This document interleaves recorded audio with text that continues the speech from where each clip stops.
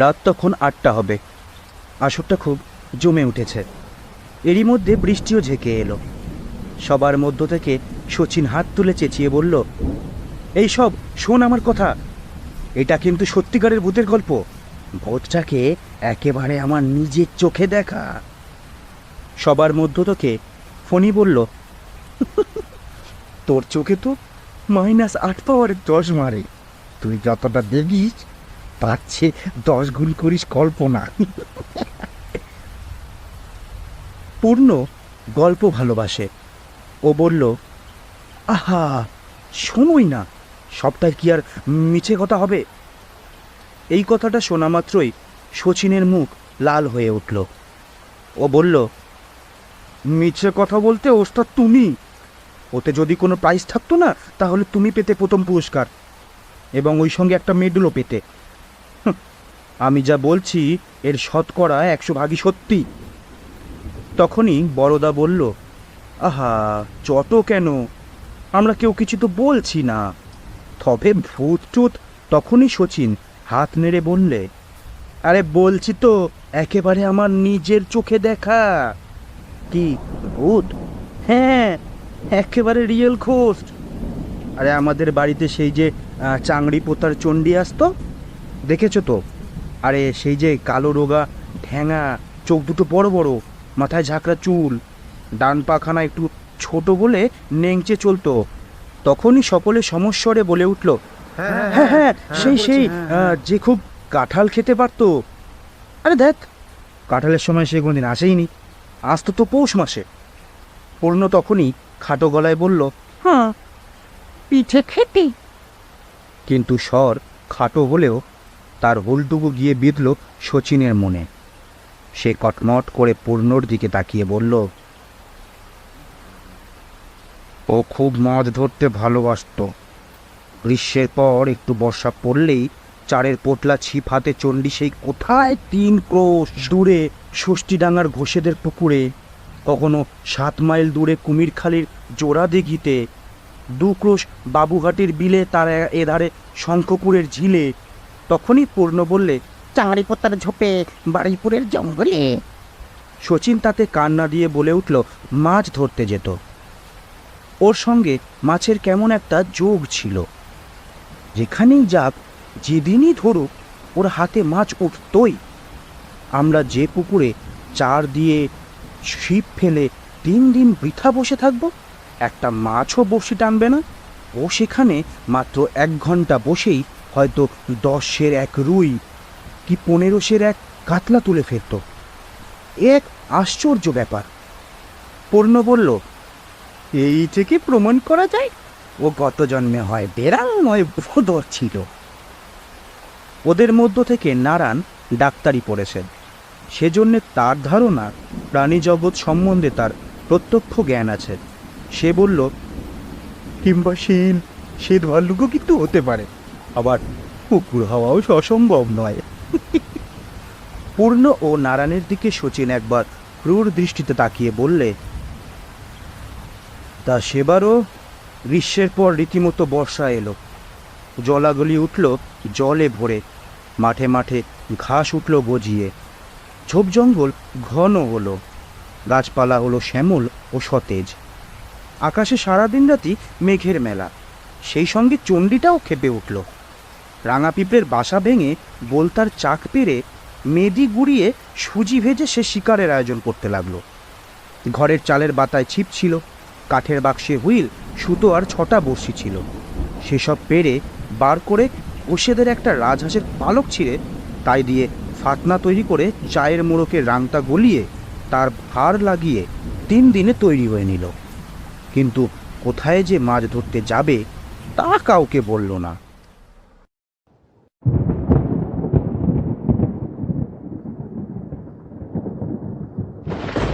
সেদিন ভরা অমাবস্যা। সকাল থেকেই আকাশ ভরা কালো মেঘ। মাঠের শেষে দূরে তাল নারকোলের শ্রেণী, সেগুলিও কালো দেখাচ্ছে। মাঠখানাকেও লাগছে কালো মতো। বাতাসও বইছে ভিজে এলোমেলো। ভোরের দিকে তো 1 পশলা বৃষ্টি হয়ে গেল। চাংড়িপোতায় আমার মামার বাড়ি।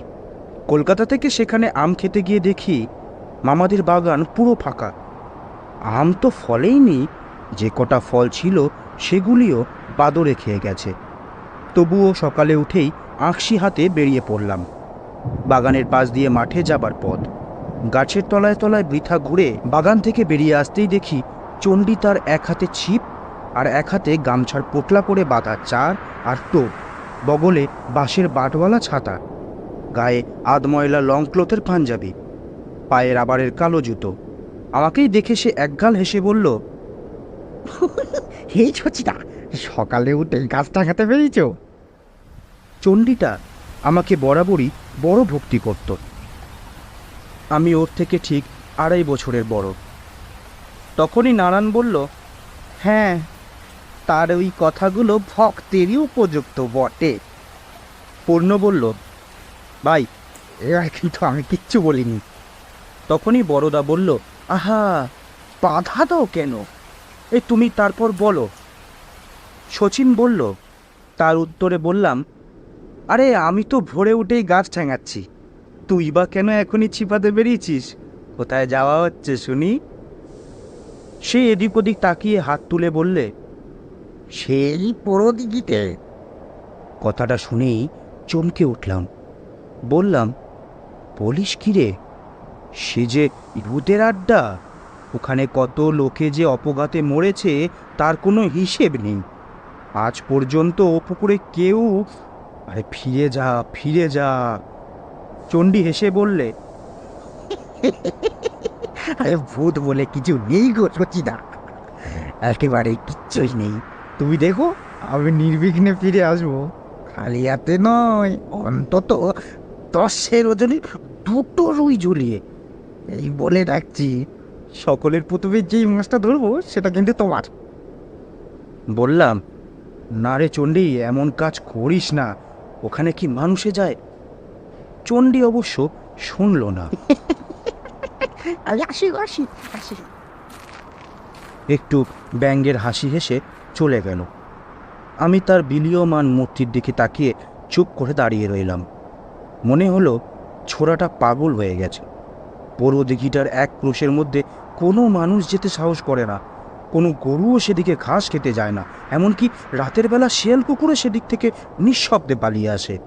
কেবল চামচিকে বাদুর আর পেঁচারাই সেখানে রাত কাটায়। আর ও কি না সেখানে মাছ ধরতে যাবে? ফণি বলল, কেন? তোর এ প্রশ্নের কি উত্তর দেব?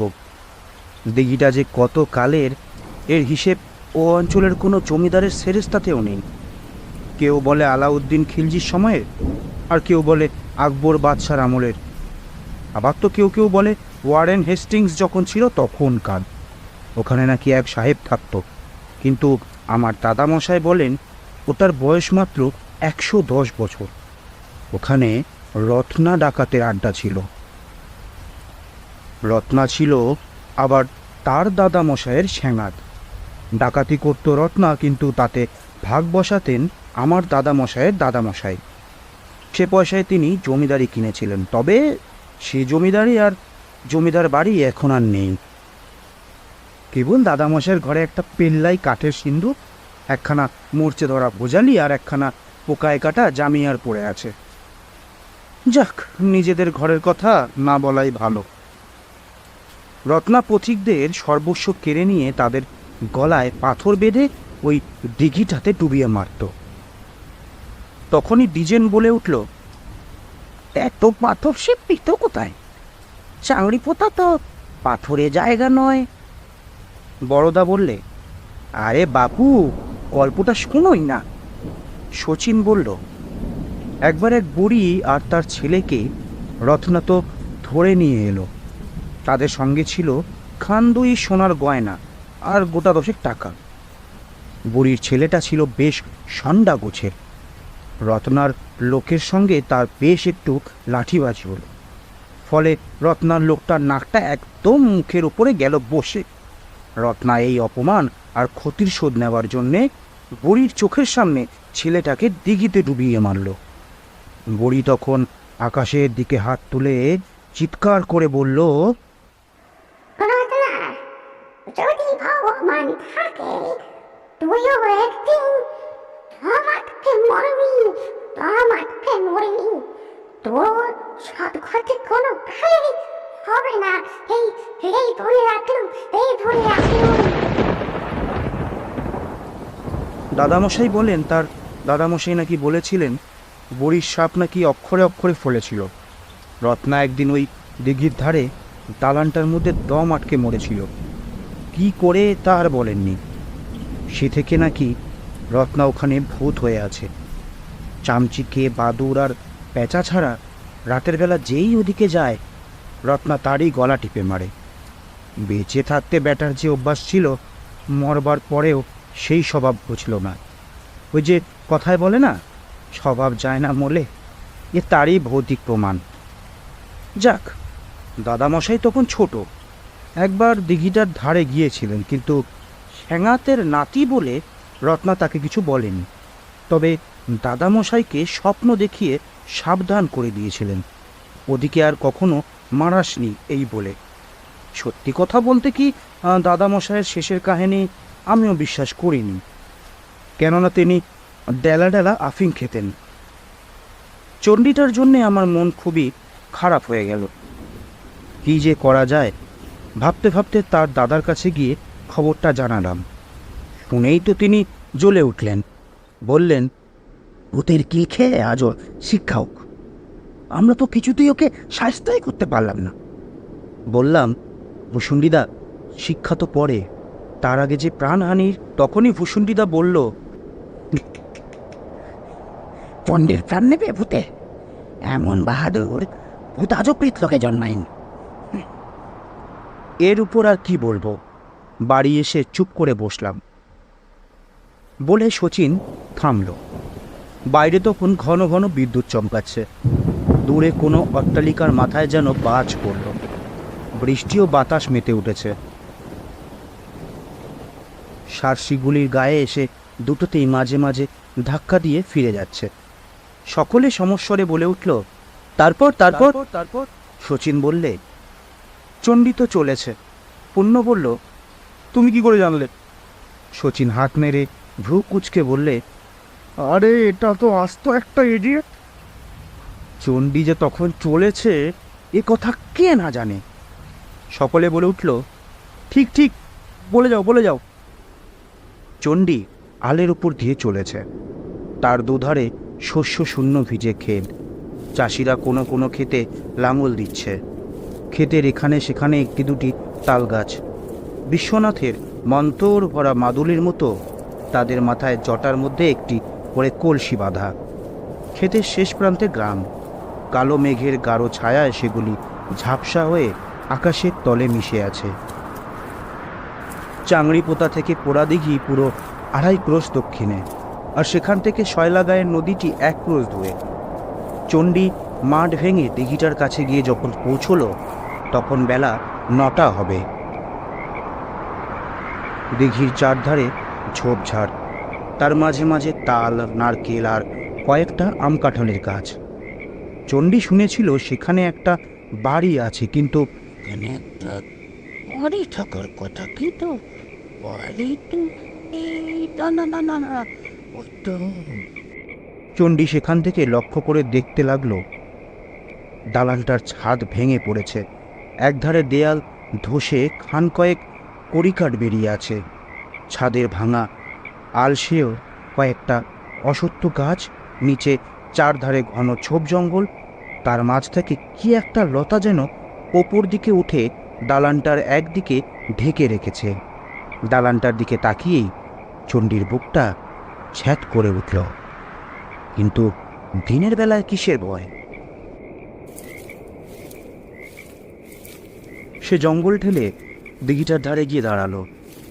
জঙ্গলের জলে যে তার কাপড় জামা ভিজে গিয়েছে সেদিকে তার খেয়ালই নেই। তার সামনে প্রকাণ্ড দিঘি, তার অর্ধেকটা পদ্মবন, বাকিটুকু কলমি, হেলেঞ্চা ও পানায় ভরা। হঠাৎ একটা বড় মাছ ঘাই দিয়ে উঠল জলে। সেই সময় চণ্ডী দেখল দিঘিটার জলের রং একটু লাল। কিছু দূরে একজোড়া বক বসেছিল।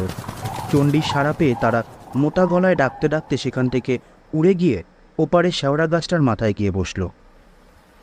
তখনই ফণি বলে উঠল, এই যে বললে সেখানে যে যায় রত্না তারই গলা টিপে মারে, তাহলে? শচীন বলল, তোর শরীরটা যেমন মোটা, বুদ্ধিটাও তেমনি ফোঁতা। কাক, চিল, বক অর্থাৎ কোনো রকম খেচুরকেই মারে না, এমন সাধ্য ভূতের বাপেরও নেই। ক্ষিতীশ রোগা মানুষ, এতক্ষণ চুপ করে শুয়েছিল। পা দুখানা দোলাতে দোলাতে বলল, এরোপ্লেনও তো খেচোর, তাকেও? শচীন বলল, এই চুপ কর ওই চিংড়ি, তোকে আর চিরিং চিরিং করতে হবে না। বেশ, তোমাদের যদি শুনতে না ইচ্ছে হয় আমি আর এই সেরেছে। এই আর না না না, বল বল, তারপরে কি হলো? চণ্ডী তারপরে কি করলো? বলছি। চণ্ডী দিঘির ধারে একটু পরিষ্কার জায়গা বেছে নিয়ে তার ছাতা, ছিপ আর পোটলাটা সেখানে রাখলো।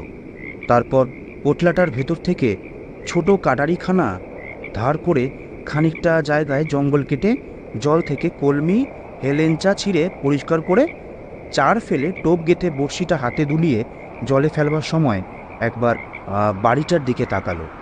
তার মনে হলো ডান দিকের ঘরখানার মধ্যে কে যেন সাদা কাপড় পরে দাঁড়িয়ে আছে, আর তার চোখ জোড়া আগুনের ফুলকির মতো জ্বলছে। দেখে চণ্ডীর বুকটা একটু কেঁপে উঠল।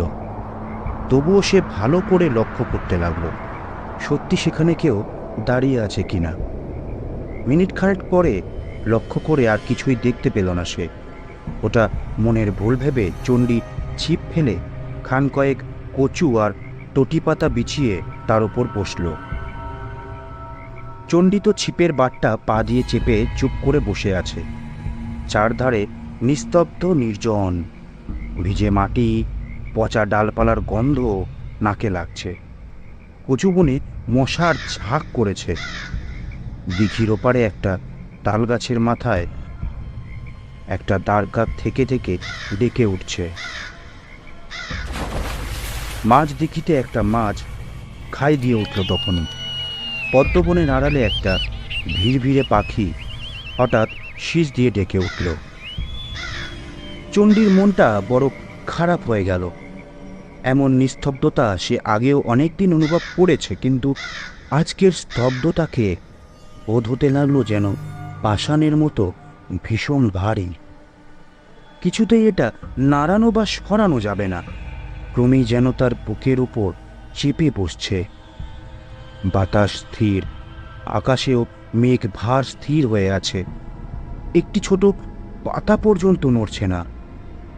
জলও শান্ত, কেবল একটা মোটা খড়কের মতো হলদে ফড়িং আধডোবা ফাতনাটার ওপর বারবার উড়ে বসছে। চণ্ডী আন্দাজে ঠিক করল বেলা তখন 12টা। সে প্রায় 3 ঘন্টা ছিপ ফেলে বসে আছে, অথচ একটা মাছও। মনের ভাবনাটা শেষ না হতে হতেই সে জলের দিকে তাকিয়ে চমকে উঠল। জলের মাছ থেকে পানা ঠেলে ভেসে উঠেছে ওটা কি? জিনিসটার রং একদম কালো, দেখতে কতকটা পোড়া কাঠের মতো।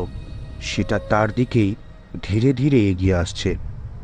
এটা দেখে চণ্ডীর বুকের ভেতরটা কেমন যেন করে উঠল। সে এত কাল মাছ ধরছে, এমন তো কখনো হয়নি। সে নিজের অজ্ঞাতেই উঠে দাঁড়িয়ে জিনিসটাকে ভালো করে লক্ষ্য করতে লাগলো, কিন্তু সেটা একেবারে কুলের কাছে এলো না। মাত্র কিছু দূর এসে হঠাৎ পদ্মবনের দিকে ঘুরে গেল। ওই যে পিঠের কাটা, ওই যে লেজ, ও হাতির কানের মতো কান নড়ছে। ওটা কি রুই মাছ? এত বড় রুই মাছ! চণ্ডী বিস্ময়ে আনন্দে 2 পা এগিয়ে যেতেই দেখল তার ফাতনাটা একটু নড়ে উঠল। সে চট করে এগিয়ে যেতেই দেখল মাছটা কোথায়, কিন্তু সেটাকে আর দেখতে পেল না। ভাবল ওই মাছটাই কি ঘুরে এসে তার বড়শি টানছে। ফাতনাটা ক্রমেই জোরে জোরে ডুবছে আর ভাসছে। চণ্ডী সেদিকে তীক্ষ্ণ দৃষ্টি রেখে ছিপটা 2 হাতে শক্ত করে ধরে কাঠ হয়ে বসে আছে। তার বাঁ গালে আর ডান কানে যে 2টো কালো রঙের মশা বসে রক্ত চুষতে চুষতে ফুলে উঠেছে, সেদিকে তার নজর নেই।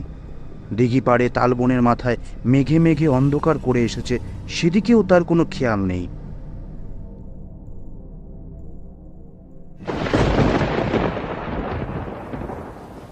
হঠাৎ ক্ষিতীশ মুচকি হেসে বলল, সে এক মনে ফাতনা বলা দেখছে। শচীন এতক্ষণ তার দিকে মুখ করে গল্প বলছিল, এবার অন্যদিকে মুখ ফিরিয়ে বললে, উফ, এটা দেখছি পূর্ণ স্যাঙাত রে। পূর্ণ তৎক্ষণাৎ ক্ষুদ্র একটি দংশন করলে, মিহি গলায় বললে, হ্যাঁ, যেমন তোর দাদামশাই ছিল রত্ন স্যাঙাত। শচীনের সারা গা যেন জ্বালা করতে লাগলো। সে চোখ মুখ রাঙা করে বললে, এই তার মানে কি? বড়দা বললে, আহা, কি ছেলে মানুষ করছো? হ্যাঁ হ্যাঁ, তোমরা কি বলছিলে? খেয়ালি নেই চণ্ডীর, তারপর বলো। এই দেখো, এরকম করলে বলা অসম্ভব। যদি শুনতে চাও কেউ একটি কথাও বলো না কিন্তু। বেশ, এই আমরা মুখে চাবি দিলাম। তবুও শচীন একটু চুপ করে রইল, তারপর আবার বলতে আরম্ভ করল।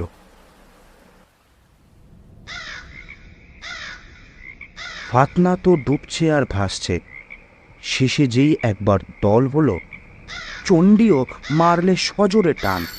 সঙ্গে সঙ্গে হুইলের সুতো খুলে নিয়ে মাছ দিঘিতে মাছ ছুটে গেল। আর সেই মুহূর্তে একটা দমকা বাতাসের সঙ্গে তালবনের ওপর থেকে বৃষ্টি ছুটে এলো। দেখতে দেখতে বৃষ্টি ধারায় সব মুছে গেল। ওদিকে মাছও ছুটছে, একবার ডান ধারে, একবার বাঁ ধারে, কখনো কখনো বা সোজা মাছ দিঘিতে। ছিপের মাথা বেঁকে বড়শির মতো হয়ে গেছে। মাছটা থেকে থেকে পদ্মবনে সেদবার চেষ্টা করছে। চণ্ডীরও জেদ তাকে কুলের কাছে হানবেই। একবার তার মনে হয় ছিপখানা বুঝি ভেঙে গেল। এই টানাটানিতে প্রায় ঘন্টা চারেক কেটে গেল। এর মধ্যে বৃষ্টি একবারও থামেনি, বরং আরও ঝেঁকে এসেছে। চণ্ডীর অবস্থা তখন ভিজে বেড়ালের মতো। ভিজে বেরোলের মতো। টিপ্পনিটা যে কে কাটলো তা শচীন ধরতে পারল না। সকলেরই মুখ তখন গম্ভীর। তবুও তার সন্দেহ হতে লাগলো এই কাজ পূর্ণ কিংবা ক্ষিতীশের। যাই হোক, না থেমে সে বলে চললে, একে মাছের সঙ্গে টানাটানি করে সে ক্লান্ত, তার উপর মুষলধারে বৃষ্টি, আর সেই রকম ভুতুড়ে জায়গা।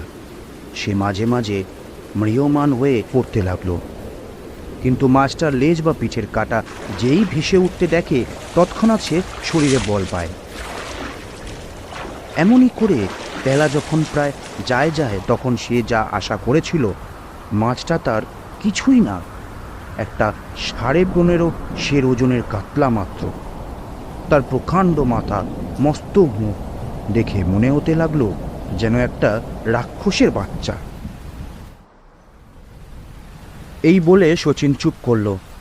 বাইরে তখনও ঝমঝম শব্দে বৃষ্টি পড়ছে। তারপর আবারও বলতে আরম্ভ করল, ঝড়ঝড় ধারায় বৃষ্টি হচ্ছে। চণ্ডী এতক্ষণ দেখেনি, ওপারে দিঘির ডান কোণে একটি সরু নালা ছিল, সেটা দিয়ে ছলছল শব্দে মাঠের জল এসে দিঘিতে পড়ছে। তাতে দিঘিটা ভরে উঠেছে। চণ্ডী ছিপ গুটিয়ে বাকি টোপ আর চারগুলি দিঘিতে ফেলে মাছটাকে গামছায় বেঁধে বহু কষ্টে দিঘির পাড়ে উঠেই দেখে চারধারের মাঠ জলে ডুবে গেছে। কিছু দূরে যে জঙ্গলটা ছিল সেটাও আর দেখা যায় না। চণ্ডীর বুক কেঁপে উঠল। সর্বনাশ, শয়লা নদীতে বান এসেছে নাকি? ছেলেবেলায় আমি আর চণ্ডী একবার শয়লা নদীর বান দেখেছিলাম। সেবার চাংড়ি পোতার অবস্থা হয়েছিল একটা প্রবাল দ্বীপের মতো। সে স্মৃতি চণ্ডীকে বিচলিত করল। এই জলস্রোত ঠেলে 2.5 ক্রোশ যাওয়া একেবারে অসম্ভব। হয়তো পথের মাঝে মাঝে জল আরও বাড়বে। সে যে কি করবে ঠিক করতে পারল না। সেই সময় একবার ভয়ঙ্কর শব্দ করে দূরে একটা তাল গাছের মাথায় বাজ পড়ল। শব্দ আর আলোর ঝোঁকটা কাটিয়ে সে একবার পোড়ো বাড়িটার দিকে তাকাতে দেখল, তার বারান্দার সামনে ঘরখানার দরজায় দাঁড়িয়ে একটা লোক তাকে হাতছানি দিয়ে ডাকছে। প্রথমটা সে ভাবল মনের ভুল, তারপর আবার সেদিকে তাকাতেই দেখল সত্যি একটা লোক। ওই যে ওই যে হাতছানি দিয়ে ঘরের ভিতর দিকে চলে গেল। চণ্ডী আপন মনে বলতে লাগলো, তবে কি এখানে লোক বাস করে? ভূতের গল্পটা কি একদম বাজে? সে মনে মনে ভাবতে লাগলো, সম্ভবত লোকটা তার দুর্দশা দেখে তাকে আশ্রয় দিতে চাইছে। কিন্তু লোকটার স্বভাব ভালো তো, যদি ডাকাত হয়? অবশ্য ডাকাত হলেও তার তখন কিছু করবার ছিল না, তার কাছে মাছটি ছাড়া মূল্যবান আর কিছুই নেই। সে আর দেরি না করে বাঁ হাতে মাছটা নিয়ে ডান হাতে দা, বগলে ছিপ আর কাঁধে মাথা হেলিয়ে দিয়ে ছাতাটা চেপে ধরে জঙ্গলের মধ্য দিয়ে আস্তে আস্তে বাড়িটার দিকে এগোতে লাগলো।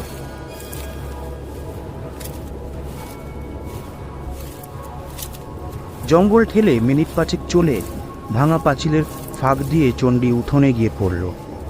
সামনেই বারান্দা আর সেই ঘরখানা, কিন্তু কই কাউকে তো সেখানে দেখা যাচ্ছে না। বারান্দায় উঠবার সিঁড়িগুলো ভেঙে পড়েছে। বারান্দায় জঙ্গল, এরকম জায়গায় কি করে মানুষ থাকতে পারে? এবার তার মনে একটু ভয় হলো। ততক্ষণে আরও একটু অন্ধকার হয়ে এসেছে।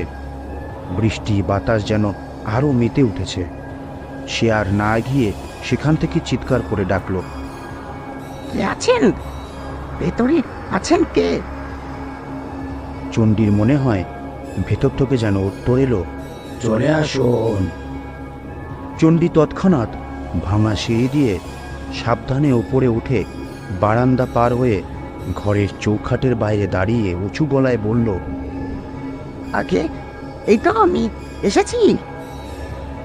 চণ্ডীর মনে হলো তৎক্ষণাৎ ঘরের অন্ধকারের মধ্যে একটা আলোর রেখা যেন এধার থেকে ওধারে সরে গেল, আর ঘরের মধ্যে কে যেন তাকে ফিসফিস করে কি সব বলছে।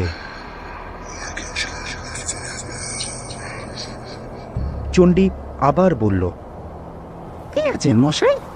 কে আছেন? সামনে অন্ধকার ঘর, বাইরের অন্ধকার ঘনিয়ে এসেছে, সেই সঙ্গে সজল বাতাসের হাহাকার। চণ্ডীর মন যেন কেমন হয়ে গেল। যে ডাকছে সে কই? এগিয়ে আসছে না তো। ভেতরে কোথাও একটু আলো তো দেখা যাচ্ছে না।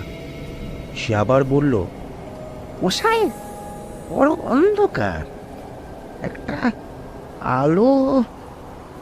ভেতর থেকে উত্তর এলো, এগিয়ে আসুন, এগিয়ে আসুন। চণ্ডী সাহসে ভর করে চৌখাট পার হয়ে ঘরের মধ্যে হাত কয়েক এগিয়ে যেতেই তার মনে হলো কারা যেন অন্ধকারের মধ্যে খিলখিল করে হেসে উঠল। ঠিক সেই মুহূর্তে চণ্ডীর পায়ের নিচের মেঝেটা একেবারে হাত পাত ছয় গেল বসে। চণ্ডীও সেই সঙ্গে সঙ্গে গর্তটার মধ্যে পড়ে গেল। এমন আচম্বিতে দুর্ঘটনার জন্য সে আদৌ প্রস্তুত ছিল না। তবুও তৎক্ষণাৎ উঠবার চেষ্টা করতেই সে দেখল একটা কঙ্কাল তাকে দু হাতে বুকের ওপর জড়িয়ে ধরেছে। সেটা দেখা মাত্রই চণ্ডী চিৎকার করে অজ্ঞান হয়ে পড়ল। ফণি বলল, নিশ্চয়ই মা গো বলে চিল্লিয়ে উঠেছিল। শচীন বলল, এই চণ্ডীর মা নেই, ইয়ার কি রেখে শোন। তারপর সন্ধ্যা হতেই আমরা তো ভেবে অস্থির, কিন্তু তখনও চণ্ডীর সন্ধানে সেই ভুতুরে বাড়ির দিকে যাওয়া একেবারে অসম্ভব। জলটা আবারও বাড়ছে, তবুও সকলে আশা করতে লাগলাম চণ্ডী এই এলো বলে। কিন্তু ক্রমে রাত বেশি হতে লাগলো, তবুও চণ্ডীর দেখা নেই। শেষ রাত যখন 12টা, জলটা তখন একদম ধরে এলো, কিন্তু বাতাস শান্ত হলো না। সে চারধার থেকে বন্যার কল্লোল বয়ে পাগলের মতো গ্রামের শূন্য অন্ধকার পথে ঘুরে বেড়াতে লাগলো। আমরা আর কি করব? চণ্ডীদের বৈঠকখানায় ফরাসের ওপর বসে ভোরের প্রতীক্ষায় রইলাম।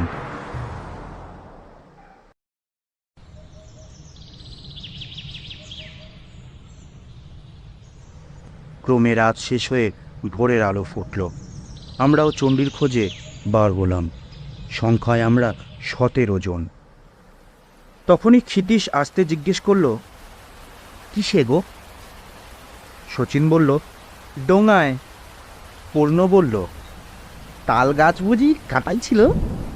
শচীন বলল, সকলেই না তোর মতো মিছে কথা বলে না রে। চাংড়ি পোতার ব্যাপার তুই কি জানবি রে? থাকিস তো বদ্যি বাটিতে। তোরা শোন। চারধারে জল, যতদূর দেখা যায় জল ছাড়া আর কিছুই চোখে পড়ে না। তার উপর দিয়ে টর্পেডো বোটের মতো আমাদের 17খানা ডোঙা চলেছে। বললে বড়াই করা হবে, সেই সার্চ পার্টির ক্যাপ্টেন ছিলাম আমি। তখনই বড়দা বলে উঠল, সাবাস!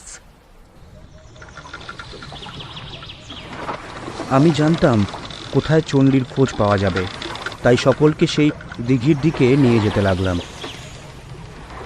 স্রোত ঠেলে জল কেটে যখন সেখানে গিয়ে পৌঁছলাম, তখন মেঘের ফাঁক দিয়ে একটু রোদ বেরিয়েছে। আকাশ অনেকটা পরিষ্কার, কিন্তু সেখানকার দৃশ্য দেখে আমার বুক দমে গেল। এর মধ্যে চণ্ডীকে পাবো কোথায়? মনের ভাব গোপন করে সকলকে বললাম, ওই যে ওই বাড়িটার ভেতর চণ্ডীর খোঁজ করা যাক। এই চলো চলো সবাই চলো। তখনই হরিচক্রবর্তী বলে উঠল, চন্ডী কি এখনো ওখানে এতক্ষণ ধরে বসে আছে? দেখো গা, সে আর অন্য কোথাও গেছে। আপনার যেমন কথা। বলা বাহুল্য, তাকে তৎক্ষণাৎ ধমক দিয়ে আমি সকলকে নিয়ে বাড়িটার দিকে এগোতে এগোতে পাঁচিলের কাছে গিয়ে হাঁক দিলাম, চণ্ডী, চণ্ডী আছো? চণ্ডী? চণ্ডীর দাদা ছিলেন আমার পিছনে। বললেন, এই এই শোনো শোনো, একটা অন্যান্যের শব্দ শোনা যাচ্ছে না? ওই শোনো, ওই ওই ওই ওই ওই ওই সকলে স্থির হয়ে দাঁড়িয়ে কান পেতে রইলাম। হ্যাঁ, ওই যে মনে হচ্ছে সামনের ঘরখানায় মধ্যে কে যেন ঘুমাচ্ছে। বললাম, দাদা চলুন, সকলে চলুন চলুন, তাড়াতাড়ি চলুন। আমি রইলাম সকলের আগে। সকলের আগেই উঠোন পার হয়ে বারান্দার কাছে গিয়ে পৌঁছলাম। এবার শব্দটা আরও স্পষ্ট শোনা যেতে লাগলো। গঙ্গারির মাঝে মাঝে কে যেন কথা বলে উঠল। চণ্ডীর দাদা বললেন, হ্যাঁ হ্যাঁ, তাই তো, চন্ডীর গলাই মনে হচ্ছে। চন্ডে, এ হ্যাঁ চন্ডে। কিন্তু সে ডাকের কেউ সাড়া দিল না, আওয়াজও আর থামল না। এতে রহস্যটা আরও ঘোর বলে বোধ হতে লাগলো। আমার জিভ চাপল, শেষ এর দেখেই ছাড়ব। আমি ভাঙা সিঁড়ি দিয়ে বারান্দায় উঠে বারান্দাটা পার হয়ে ঘরখানার চৌখাটের ধারে পৌঁছতেই কে যেন ভেতর থেকে বলে উঠল, এসো এসো এসো, বড় অন্ধকার। উফ, চেরাও চেরাও চেরাও চেরাও। চিৎকার করে বললাম, চন্ডীরে পাওয়া গেছে। এই যে এখানে কথা বলছে। আমার কথা শুনে সকলে পিছনে এসে দাঁড়ালো। আমি সোজা ঘরের ভিতরে ঢুকে গেলাম, কিন্তু বেশি দূর যেতে পারলাম না। কয়েক পা গিয়ে সামনের দিকে তাকিয়ে চমকে উঠলাম। দেখি গর্তের ভেতরে একটা লম্বা কঙ্কালের বুকের ওপর চণ্ডী কাত হয়ে পড়ে ফুল বকছে, আর কঙ্কালটা তাকে দু হাতে জড়িয়ে ধরে রয়েছে। সকলে ইতিমধ্যে এসে গর্তটাকে ঘিরে দাঁড়িয়েছিল। কঙ্কালটার মস্ত মাথা, চক্ষুহীন কোটর, 32টি দাঁত, বড় চোয়াল। উফ, আর বলতে ইচ্ছা হয় না গো। সকলে তখনই বলে উঠল, আরে বল বল, থেমো না। তারপর কি হলো বল, তারপর কি হলো বল। শচীন দীর্ঘ নিঃশ্বাস ফেলে বলল,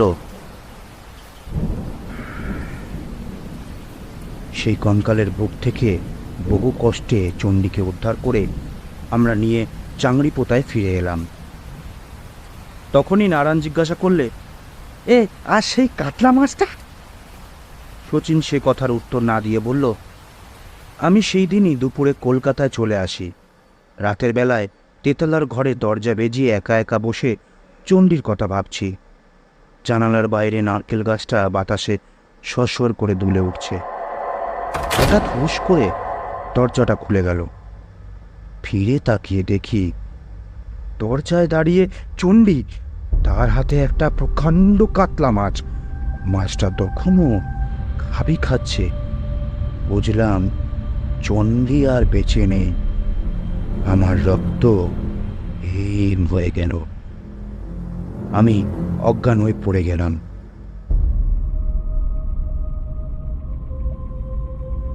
এই বলে শচীন চুপ করল। পুরো ঘর নিস্তব্ধ।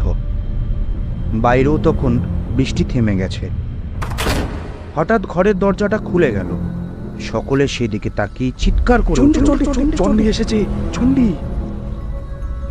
চণ্ডী ঘরে ঢুকেই বললে, এই সচিদা, তোমাকে খুঁজতেই তো এখানে। শচীন তৎক্ষণে স্প্রিংয়ের মতো লাফিয়ে উঠে ফরাস থেকে নিচে নেমে দাঁড়িয়েছিল। চণ্ডীকে আর না এগোতে দিয়ে একজোড়া স্যান্ডেল কুড়িয়ে নিয়ে সে চণ্ডীকে টানতে টানতে বলল, এই শিগগির বেরিয়ে আয়, চল চল, শিগগিরই চল চল চল, পালা পালা।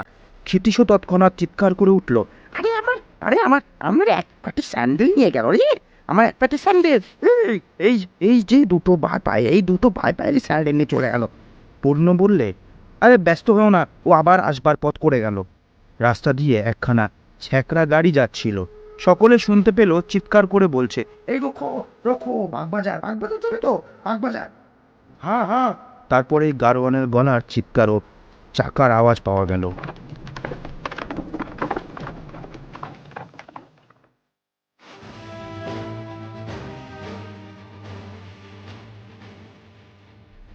তো শেষ হলো চাংড়ি পোতার চণ্ডীবোধ। তোমাদের কেমন লাগলো তা অবশ্যই আমাকে কমেন্ট করে জানাও। আর চ্যানেলে নতুন হলে সাবস্ক্রাইব করে দিও, লাইক করে দিও, শেয়ার করে দিও। আবারও তোমাদের সাথে দেখা হচ্ছে নতুন কোনো গল্প নিয়ে বা নতুন কোনো ঘটনা নিয়ে।